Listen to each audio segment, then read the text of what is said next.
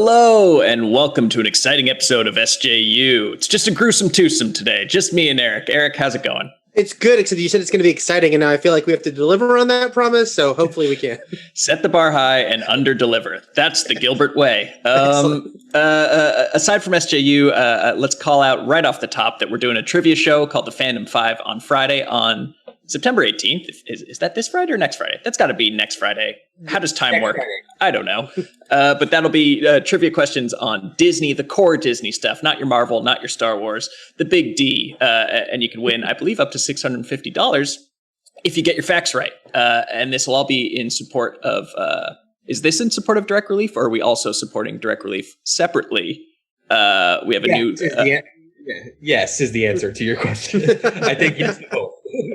I'm a good host. There's a link in the description to support hurricane relief for the Gulf Coast. So check that out, as well as smashing that like and subscribe button. But here we are to talk about a big topic, a topic near and dear to my heart and Eric's as well, which is when will we ever see another good movie again? Question mark. Who's to say? Because Wonder Woman 84... This is prompted in an article from Deadline about the potential move, yet again, of with the Wonder Woman 2 release date. Currently penciled in for October 2nd, someone you may know and love's birthday, this guy. And I had birthday plans to ask somebody what they thought of going to see Wonder Woman in a theater, because there's no way in hell I'm doing that next month. But doesn't seem likely that that's going to happen. It's less than a month away. There have been big movies coming out in theaters to mixed results, which we'll talk about shortly. But I think the speculation is that this will move to November and kind of trigger this whole cascading shifting of release dates, given the current pandemic situation. Eric, what do you think? Is Wonder Woman 2 coming out in 3 weeks? I'm guessing no. I mean, that's the insane part, right? It's like September 10th already, so October 2 is very close. And usually this would be like when the campaign would totally be gearing up. You start seeing the TV ads more and more frequently. Yes, there was that question of like Warner Brothers releasing Tenet, and would they make a snap decision based on Tenet? And I think we are seeing the snap decision in that nothing's been said, but nothing's being promoted. If Tenet had made amazing amount of money in the US this past weekend, maybe they're like, yes, full steam ahead, Wonder Woman October 2nd. But I think the no news means moving news. Yeah, because speaking of Tenet, we got the numbers in is that it made $20 million in North America, which is, given the circumstances, impressive, but given movie circumstances or blockbuster standards per usual, very, very low. Yeah. And 150 million worldwide. But again, that's probably just barely covering the movie's budget, if not less than that, given marketing. So the first big movie back in theaters, I wouldn't call it a flop per se, because this will hopefully have long legs, but it seems like everyone's going to get cold feet and Wonder Woman's going to move. Yeah, especially with that US, again, because it's like, again, everything's with asterisk right now. So 20 million under the circumstances, not awful, but I think it was kind of the lower end of where they were predicting and certainly where they were hoping. And people kind of pointed out that that's actually including the money it made in Canada the week before, because they kind of put it all together, Warner Brothers.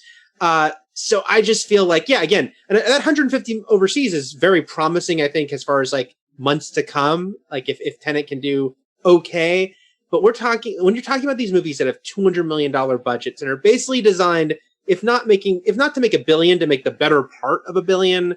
That's where even, if Tenet does have decent legs, and I think given its mixed word of mouth, that's questionable. I don't know if it's going to pass 450 million, which again, I realize these are giant numbers, but when you make these kind of tent poles that you put this much money into is not what anyone hopes for, which is why I think we're seeing all this. It's not doomsday, right? Because people are going to see it, but it's also not like, okay, theaters are back, especially in the US. Everyone's ready to go. That's the problem right now. Yeah. So these, you bring up an interesting point, is that these tent poles actually have pretty thin margins. Like even the most successful ones aren't making a huge percentage on top of what they spend to produce and market them. And those big movies that are hopeful $1 billion films for the rest of the year, aside from Wonder Woman 84, would be Dune and Black Widow. Dune currently scheduled for December 18th. The speculation is that will get kicked down the road to make room for Wonder Woman, because they're both Warner Bros. Films, right? Yep. So they just kind of move one again. It'll create a domino effect, right? Because if Black Widow gets moved, guess what? It'll probably go into Eternal spot, pushing Shang-Chi, and we'll keep getting that sort of rotation that's already happened a couple times now. Yeah. So the Deadline report says it's current. There's been whispers of Black Widow getting booted from My November little 6th. birds have been. My little birds tell me Black Widow won't be making its November 6th release date, although it did not say where they would move it to. And granted, they are probably waiting to see what Warner Brothers does because they're a competing studio and they don't want to create a traffic jam on some weekend. Yeah, that's the problem, right? Is like, especially right now, like usually in normal circumstances, the studios want to avoid having too many big movies at the same time. Right now, it's actually even strangely more tricky because they're so scared of people only going to movies a little bit anyway that they want to give themselves a lot of space around them. That's the thing with Tenet. You know, they're saying that another reason that they'd move Wonder Woman is because in a few weeks, LA theaters might start to open, maybe New York, we don't know. And Warner Bros. Is like, okay, well, we'll only start to get Tenet going to these theaters right then. So we don't want to have Wonder Woman opening right as Tenet can finally open in more markets. Yeah, interesting. So you're going to see how this spreading out. You know, we forgot about one other one, though, which is No Time to Die.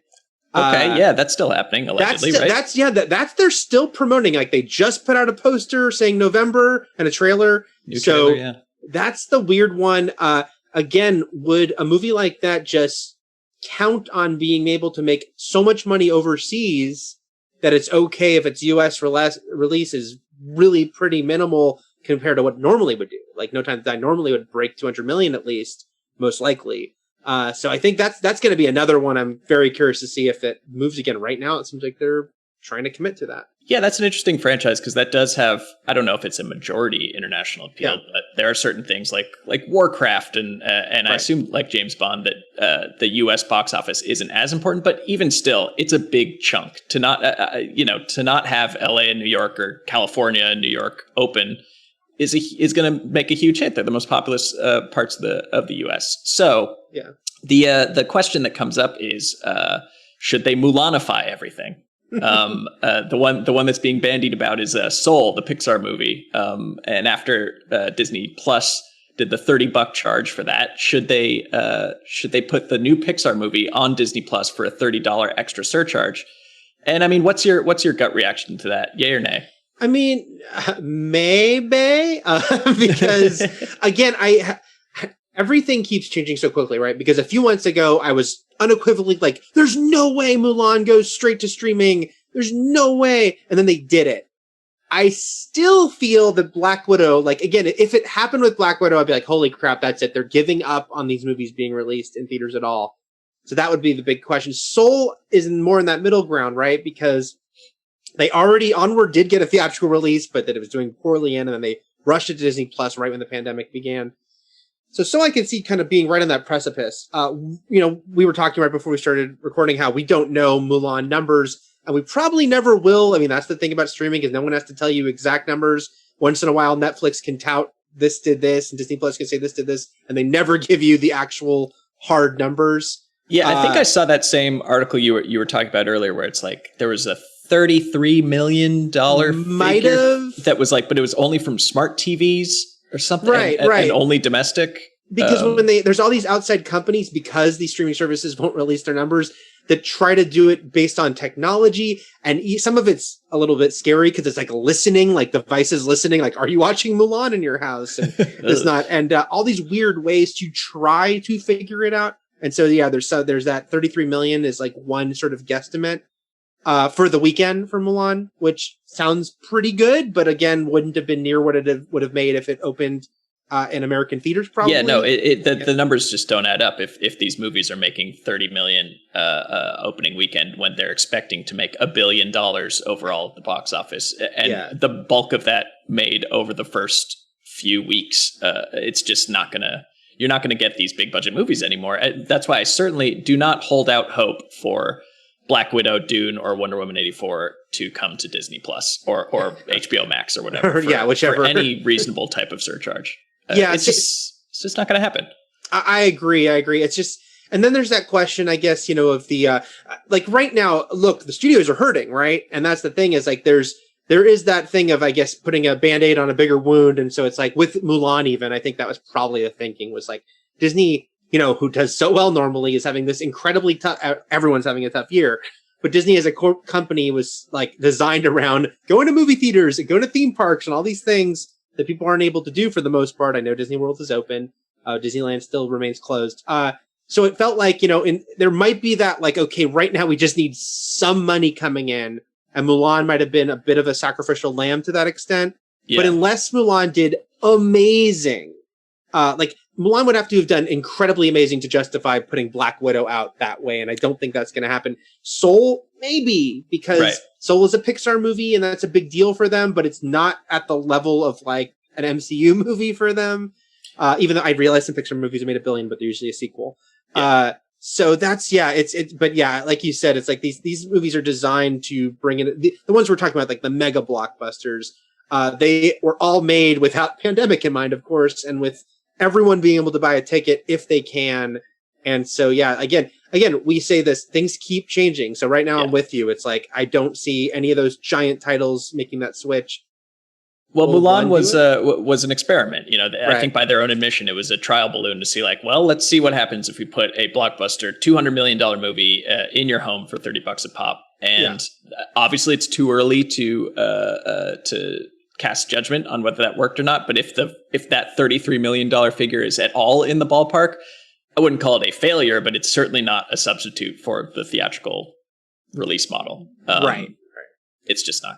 And then there's the question, by the way, I know the fan question of like, people just want to see things, right? So like the longer Black Widow is delayed, the more like some fans just get mad they can't see it.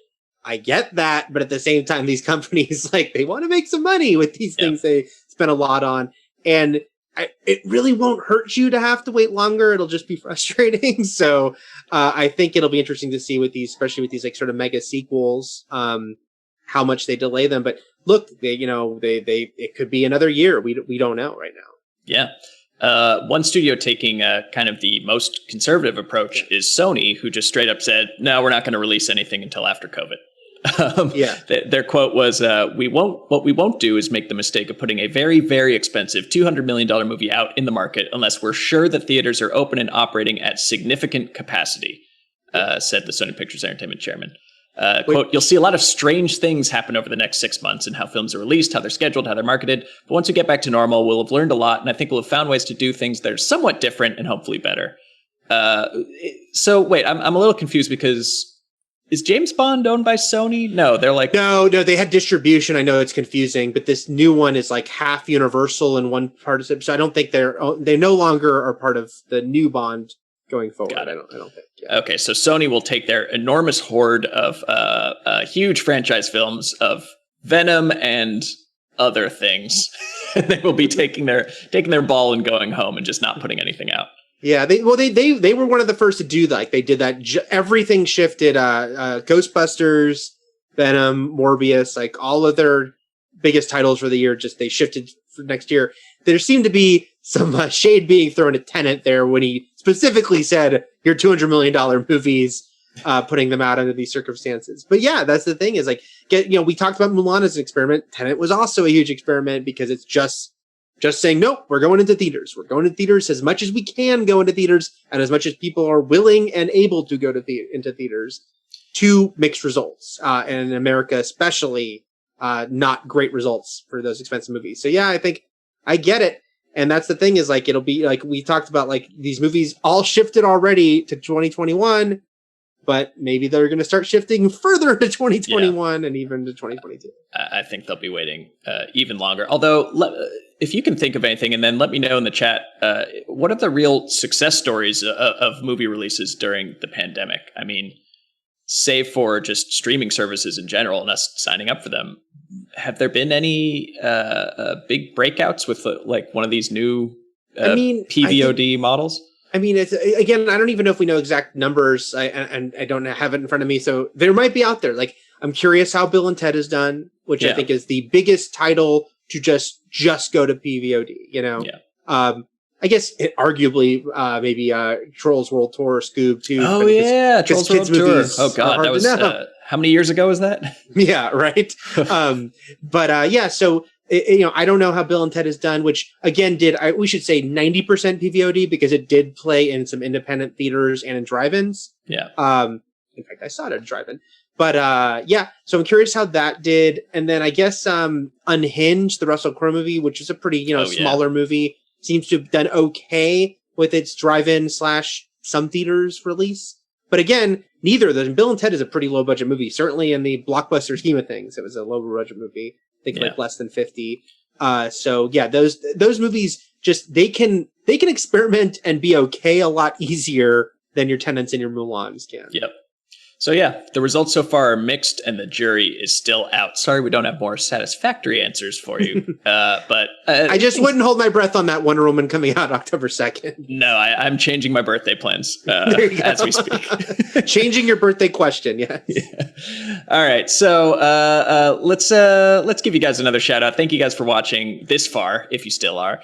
Please subscribe to our channel and hit that like and that bell so you get lots of reminders every time we're live. We're going to do an honest trailer commentary that we forgot to do. Didn't forget, just skipped a week ago for The Boys. That'll be tomorrow. And again, the Fandom 5 trivia show is next Friday, September 18th.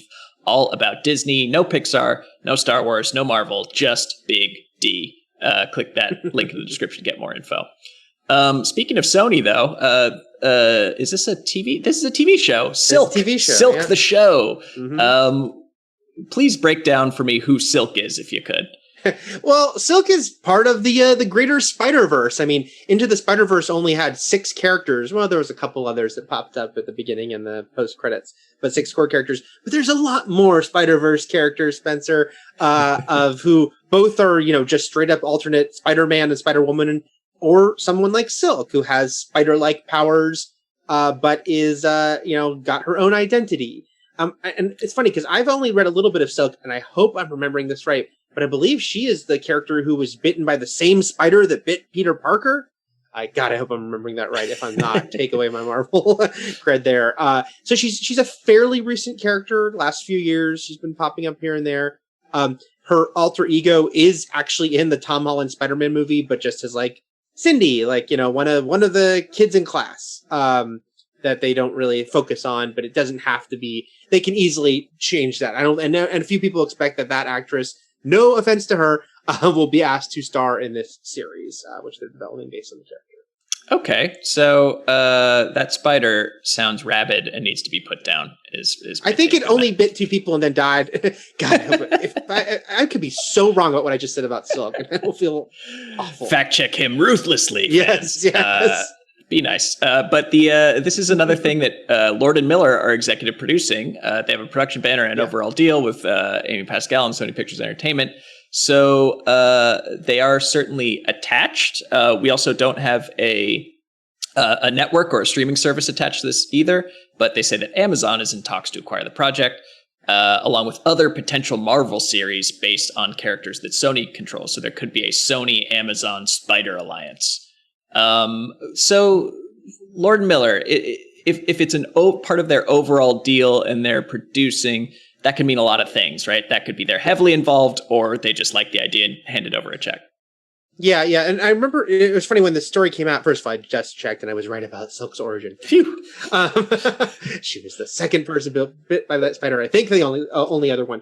So Lord and Miller, I remember about a year ago, we heard about this deal. They had like a new overall deal at Sony for TV. Again, Lord and Miller are so busy and they had a different mega deal for movies, I think at Universal. But this was their mega TV deal. And they said that part of that would be expanding out the spider stuff. I mean, yes, they are those guys who are now becoming so big that they can't possibly be hands-on with everything they're involved in. On the same hand, Into the Spider-Verse was so well received. And that was a movie they didn't direct, but they were still very involved in. The conception of one of them co-wrote it. They were active producers on it. So I would think / hope that they would be somewhat involved in this, especially because this is clearly important to Sony. Sony's attempts to take the Spider-Man property and all the characters they get with it and expand it out has been something they've been trying for years. Venom gave them their first huge hit doing it without Spider-Man himself. We'll see how Morbius turns out. But Lord and Miller, of course, are kind of your stamp of equality, right? So I can see why on TV Sony's like, hey, come on, guys. We're paying you a lot of money. Let's make these Spider-Man shows a focus. So I don't know for sure, but I'm guessing / hoping they'd be somewhat actively involved in the development of this, especially since it is the first one we're hearing about. Right, it is the first one, and I'm kind of in the boat of like, I'll believe it when I see it with the Spider-Verse. I enjoyed Venom, maybe not for the reasons that they intended for someone to enjoy Venom, but one Venom does not a verse make. Right. We need more. Spider-Man needs to be around, and we need at least one more of these spin-off characters to actually have a successful show or film before I think anyone's going to buy into the Spider-Verse that Sony is really milking for all it's worth. If you can milk a spider, someone fact check me on that. Maybe it's just a web that comes out. Look, obviously Into the Spider-Verse itself was such a wonderful movie and so beloved and clearly showed that you can make something that is completely divorced from the MCU, at least right now, and completely works, because I get the fan thing of like, they want Marvel to be able to control all of this, and it's going to be eternally frustrating to them that Sony has the Spider-Man rights and can do with it what they want, even as they have this deal to make some MCU movies together. At the same time, I kind of also like them being able to do something weird and different. And Into the Spider-Verse didn't happen under Disney or MCU, and look how great it was. So I like good things, Spencer. So I hope this is good. And I think people need to get over the like, if it's not part of MCU, I don't care thing, because if it's good, you should like it, Exactly. And I think it's gonna, who knows? We already saw with the Morbius trailer, they're playing a little game of like, because they do have Spider-Man, how much can they reference Spider-Man, which by osmosis is almost referencing the MCU. They're kind of cheating. But it's a little game they can play that I'm curious to see how much they keep doing that. Yeah, they're playing footsie with the MCU. Yes. But still 6 feet apart, still socially distanced. Yes. They all need to be. All right, so whether you think that is a good idea or bad idea, we'll set that aside because we have other things that are coming out that we're going to play a game of good idea, bad idea. Are you ready? I am ready. So we got some news. I don't know what outlet it's from, but it's being reported that there is a Robocop prequel TV series making the rounds that will detail the rise of OCP, Omni Consumer Products, future Vice President Dick Jones, probably Little Richard Jones back when this starts, that is in the development process, hasn't been greenlit yet. Good idea, bad idea yet for the Dick Jones prequel. Bad idea. Look, and we'll get to this with the other thing we're going to talk about right after. Like, I'm not adverse to your reboots or your extensions or your how can we revitalize this old title. Also, Robocop, a fantastic movie that should have been a big franchise, but somehow they couldn't nail a good Robocop sequel, which is insane. Well, they made 4 of them. Yes, but yeah, 3 in a reboot. And then there's a TV show. There was 2 TV shows, an animated series. Yeah. Comics, but none of it, that first movie stands on its own, right? Is this amazing thing that there's never been that's the other great Robocop thing. There's just one great Robocop thing. And that's frustrating. This, however, seems to be one of those, it almost sounds, I think I tweeted the word farcical. It sounds like a parody of like taking an element, let's extend this. Look, Robocop is an amazing movie. Dick Jones is a great villain in it. Ronnie Cox, who doesn't like him? But to think that we can now take that character and be like, let's tell his story. I don't need his story. I saw the story in Robocop. He was the bad guy. He fought Robocop. I don't need to see it. I don't need to see their nods to like, oh, that division's working on some idea for a cyborg, and all the things they're going to do. This seems like, again, there is something you can do with Robocop as a concept, and I'm sure they're going to try again with there was talk about a sequel and bringing back Peter Weller. I have no idea if that'll ever happen, but this idea seems like just the milking it. You mentioned milking it, stretching it too much. Spencer, what do you think? Well, in the all-time contrarian hot take Hall of Fame, I will place this. This sounds cool and good to me. Solely because this is the brainchild of Ed Neumeyer. This is not something that, they got some director du jour to pitch their take on RoboCop. This is the OG daddy of RoboCop and my other favorite film, Starship Troopers, who has an idea for a TV series about the corporate world of a near future Detroit. And that to me, just if they didn't call it a RoboCop prequel, I think I'd be even more into it. If it were just OCP or something like that, or for just Detroit 2024 something. I would love to watch Ed Neumeyer's take on like a grounded Hudsucker proxy or something like that. I think that this could be a really cool show. just because of the talent of that man and his ability to write amazing satire. So he also really hasn't gotten much made outside of RoboCop stuff. And Starship Troopers. So it's like if he wants to, put his kids through college, he's got to make more RoboCop things happen. So I can see him just having this idea and be like, fine, yeah, it's RoboCop. It's Dick Jones. If that makes you happy, can we just do the show? Right. I'm glad I forgot about that, his involvement, which it softens the blow, though. To me, I'm still like, it's funny, though. I several years ago went to a screening of RoboCop that he spoke at Newmar. And at the, I share the love for RoboCop, but I really share the love with you for Starship Troopers. So all respect to Ed, but it was funny because he was talking about the importance of Paul Verhoeven, and he said how him and Michael Miner, who co-wrote RoboCop, how they wrote the pilot for the RoboCop TV series, but it didn't matter because they didn't have that Verhoeven flair. They didn't have someone who was guiding it, directing it with that sort of satirical right eye. So I think that's the other factor too. It's the entire creator. I don't think Paul Verhoeven is going to be involved in this show, but do they have someone else who can partner up with Neumeier who's got the right approach? Anything is possible, but my instinct is to be like, I don't know about Dick Jones, young Dick Jones adventures. I don't. I'm well aware I'm alone on Dick Jones Island, so that's fine. I'm comfortable there. Let it happen. But we have more reboots coming, so let's play good or bad idea one more time. Jared Johnson actually writes in the chat, did y'all talk about the Fresh Prince reboot hitting Peacock? This is based, he's kind of into it. This is based on would you say a fan-made trailer? Yeah, at the time. I don't think it was, I think it was just a guy making hey, here's a idea What if the Fresh Prince was for real?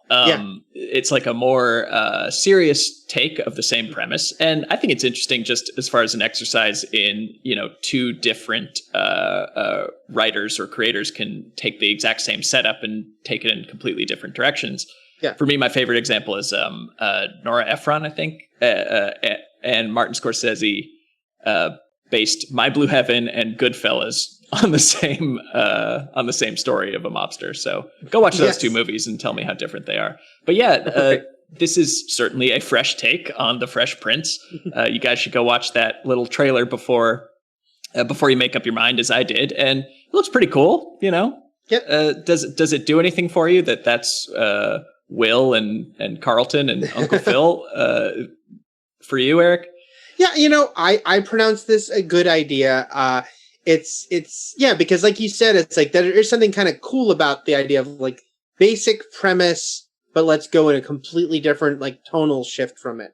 And it's and there's been, I think, some good examples of that in recent years, and whether it be Hannibal, which yes, I know is still sort of telling the story of this cannibalistic serial killer, but with this very artistic approach that Brian Fuller brought to it that made it feel completely different, both from the source material and the other movies that have been made from it. Or even, look, I know this show kind of turned ridiculous very quickly, but even Riverdale, right? Which is, Sexy Murder Archie.